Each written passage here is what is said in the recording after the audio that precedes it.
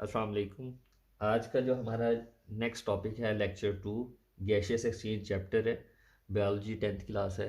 तो gaseous exchange के अंदर हमारे पास जो सेकंड लेक्चर है वो है gaseous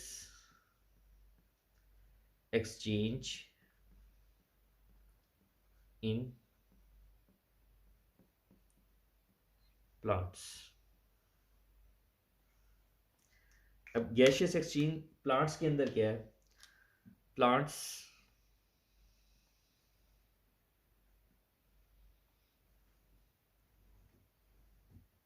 don't have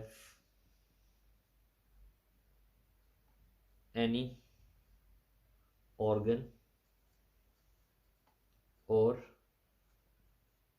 system for exchange of gases. Plants के पास ना कोई ऑर्गन है, ना कोई सिस्टम है गैसों के तबादले के लिए। जिस तरह अब ये हम कंपेयर करते हैं ह्यूमन बींग्स के साथ कि ह्यूमन बींग्स के अंदर गैशियस एक्सचेंज का एक पूरा सिस्टम होता है, रेस्पिरेटरी सिस्टम जिसे कहा जाता है, उसके अंदर गैशियस एक्सचेंज होती है। लेकिन प्लांट्स के अंदर कोई गैशियस एक्सचेंज का कोई सिस्टम नहीं है। तो फिर ये करते किस तरह? इनके पास they have to ways by which they exchange the gases। इनके पास दो रास्ते होते हैं जिनके जरिए गैसेस को एक्सचेंज करते हैं। पहला रास्ता इनके पास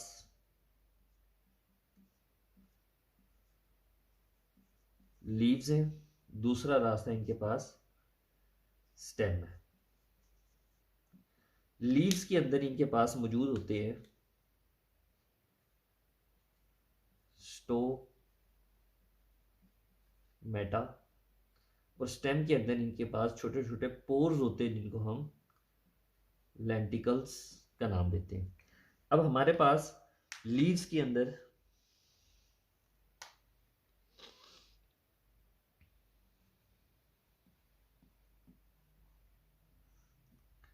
लीव्स के अंदर इस तरह से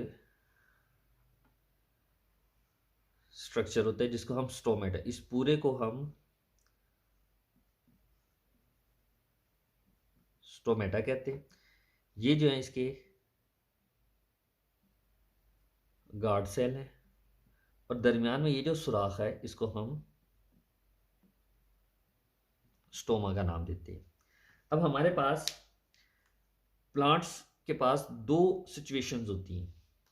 उससे पहले दो सिचुएशन से पहले हम लीव्स के अंदर बात करते हैं। In leaves lower epidermis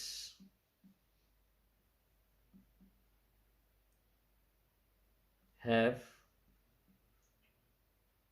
stomata. Plant की लोअर एपिडर्मिस के अंदर स्टोमेटा मौजूद होता है, थ्रू विच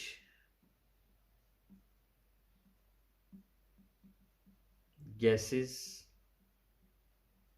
आर एक्सचेंज। अब लोअर एपिडर्मिस क्या होती है? हमारे पास ये एक लीफ का एक सेल है, उसके अंदर हमारे पास नीचे वाली साइड पर इसको हम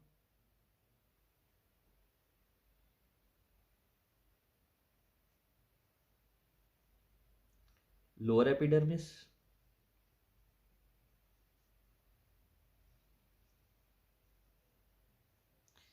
ऊपर भी इस तरह की एक लेयर होती है जिसको हम अपर एपिडर्मिस का नाम देते हैं। अब लोअर एपिडर्मिस के अंदर यही स्ट्रक्चर जो यहां पर मैंने बनाया यहां पर मौजूद होता है यूं करके। इसके जरिए गैसेस एक्सचेंज होती है लीफ के अंदर। ये हमारे पास गैशियस एक्सचेंज है लीफ के अंदर। अब लीफ के पास या प्लांट्स जो है वो दो सिचुएशन से गुजरता है, दो सिचुएशन से प्लांट्स जो है वो गुजरता है। अब पहली जो सिचुएशन है, अब वो दो कंडीशंस कौन कौन सी हैं, अगर हम उन कंडीशन का जिक्र करें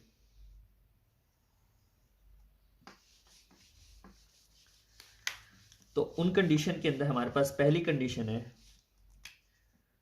टू कंडीशंस प्लांट्स की जो है, टू कंडीशंस ऑफ प्लांट या सिचुएशंस ऑफ प्लांट्स।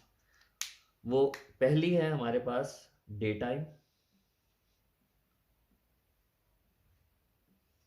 और दूसरी कंडीशन आती है या दूसरी सिचुएशन आती है नाइट टाइम की। जो लीफ जो है वो देख रहे होते हैं। अब लीफ के अंदर हमारे पास जो डे टाइम है, during day time photosynthesis take place. दिन के वक्त जो है वो फोटोसिंथेसिस का प्रोसेस जो है वो कैरी आउट हो रहा है। इट मींस फोटोसिंथेसिस क्या होती है, अगर हम फोटोसिंथेसिस की बात करें, ये हमारे पास जो फोटोसिंथेसिस है इसके अंदर C6H12O6 फॉर्म हो रहा होता है। अब ये किस तरह होता है कि कार्बन डाइऑक्साइड प्लस वाटर सूरज की रोशनी की मौजूदगी के अंदर कंबाइन होंगे और यही मॉलिक्यूल की जो है वो फॉर्मेशन करेंगे, साथ में हाफ ऑक्सीजन जो है वो रिलीज करेंगे। अब ये ऑक्सीजन यूज इन रेस्पायरेशन। अब रेस्पायरेशन क्या होता है, हम इससे पहले लेक्चर के अंदर देख चुके हैं कि रेस्पायरेशन के अंदर CH बॉन्ड ब्रेक होता है। अब ये कार्बन और हाइड्रोजन, कार्बन और हाइड्रोजन जो हमने ग्लूकोज में बनाया, ये ब्रेक होता है ऑक्सीजन की मौजूदगी के अंदर। तो रेस्पायरेशन साइड बाय साइड ही चलता है और जो डोमिनेंट जो जाहिर चीज होती है वो ये हमारे पास फोटोसिंथेसिस का प्रोसेस होता है। तो रेस्पायरेशन भी साथ साथ चल रही होती है और फोटोसिंथेसिस भी चल रही होती है। ऑक्सीजन जो है वो यूटिलाइज होती है रेस्पायरेशन के अंदर और कार्बन डाइऑक्साइड यूटिलाइज होती है फोटोसिंथेसिस के अंदर। तो वो खुद रेस्पायरेशन भी कर रहे हैं और फोटोसिंथेसिस भी कर रहे हैं, ये दोनों काम साथ साथ चल रहे हैं। बोथ अगर same time but photosynthesis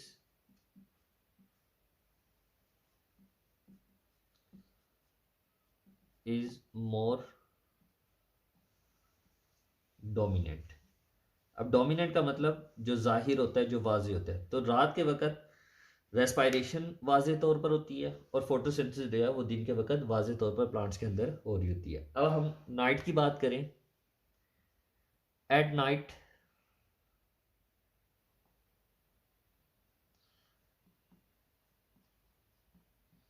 no photosynthesis. रात के वक्त कोई फोटोसिंथेसिस नहीं है क्योंकि फोटोसिंथेसिस के लिए जो है वो सूरज का होना बहुत ज़रूरी है। तो रात के वक्त फोटोसिंथेसिस नहीं होती क्योंकि सूरज की रोशनी नहीं होती, बट रेस्पायरेशन टेक प्लेस। लेकिन रात के वक्त रेस्पायरेशन हो रही होती है। अब रेस्पायरेशन के लिए ऑक्सीजन कहाँ से आती है, oxygen take took from environment. जो प्लांट्स हैं वो एनवायरनमेंट से जो है वो ऑक्सीजन को ले रहे होते हैं और अपनी रेस्पायरेशन करते हैं। तो ये हमारे पास लीफ के अंदर या लीव्स के अंदर जो है ये रेस्पायरेशन या गैशियस एक्सचेंज होती है। अब हम बात करते हैं लेंटिकल्स की, जो हमने सेकंड चीज थी हमारे लिए। तो लेंटिकल्स क्या होते हैं, lenticels are the pore in stem bark. Stem की छाल के ऊपर छोटे छोटे सुराख होते हैं, जैसे हमारे पास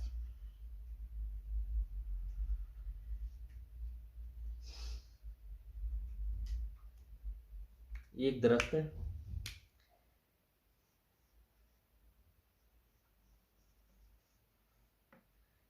ये उसके ऊपर लीफ वाला हिस्सा है जिसको हम डिस्कस कर चुके हैं। अब ये स्टेम है, स्टेम के अंदर छोटे छोटे सुराख है।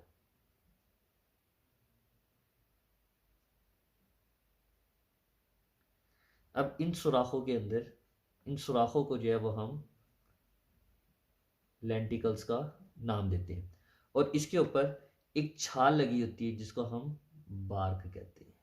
इसके ऊपर एक छाल लगी होती है जिसको हम बार्क का नाम देते हैं। इसके अंदर से ये गैशियस एक्सचेंज कर रहे होते हैं, यहाँ से गैसेस जो हैं वो एक्सचेंज हो रही होती है। तो दूसरे नंबर पर हमारे पास लेंटिकल्स, उनके ज़रिए गैसेस एक्सचेंज हो रही होती है। और पहले नंबर पर हमने जो डिस्कस किया लीफ, लीफ के अंदर स्ट्रोमेटा। उसके बाद हमारे पास एक्वेटिक प्लांट्स आते हैं। एक्वेटिक प्लांट्स जो है वो टुक कार्बन डाइऑक्साइड फ्रॉम वाटर। जो वाटर के अंदर कार्बन डाइऑक्साइड होता है उसी से ही ये गैसेस एक्सचेंज करते हैं, और उसी से ही वाटर के अंदर कार्बन डाइऑक्साइड प्लस ऑक्सीजन दोनों ही मौजूद होते हैं। तो ये पानी से ही कार्बन डाइऑक्साइड लेते हैं और पानी में ही ऑक्सीजन को रिलीज करते हैं, और ऑक्सीजन को रेस्पायरेशन के लिए भी ऑक्सीजन भी पानी से ही लेते हैं और पानी के अंदर गैसेस एक्सचेंज कर रहे होते हैं। तो ये हमारे पास एक्वेटिक प्लांट्स है।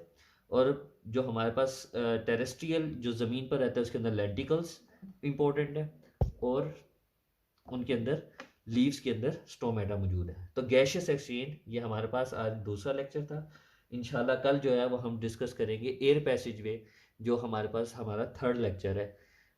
इंशाल्लाह कल हम उसको डिस्कस करेंगे। अल्लाह हाफिज़।